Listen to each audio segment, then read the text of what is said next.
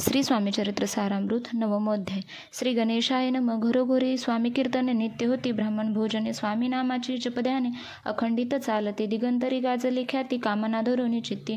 बहुत लोक दर्शनायती अक्कलकोट नगरात. ब्राह्मण क्षत्रिय वैशाधिक शूद्र आणि अनामिक पारसी यवन भाविक दर्शनायती धावोनी. यात्रेची गर्दी भारी सदा आनंदमय नगरी. साधू संत ब्रह्मचारी फकीर संन्यासी येती पै. किती वर्णावे महिमान जेते अवतरले परब्रह्म. ते नगरी वैकुंठ धाम प्रत्यक्ष भासू लागले.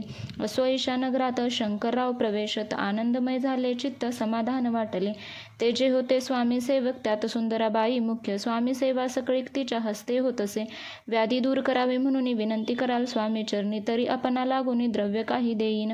बाईसी द्रव्य लोभ पूर्ण आनंद लेते मन. म्हणे मी तुके करीन 2,000 रुपये द्याल की.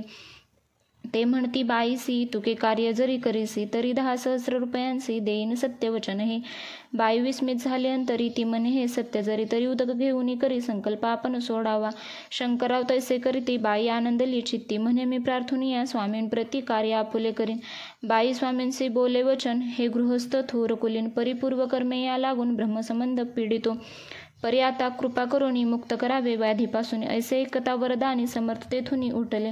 यमन स्मशानभूमीत आले. यतिराज त्वरित एका नूतन खाचेत निजले. आनंदित झाले.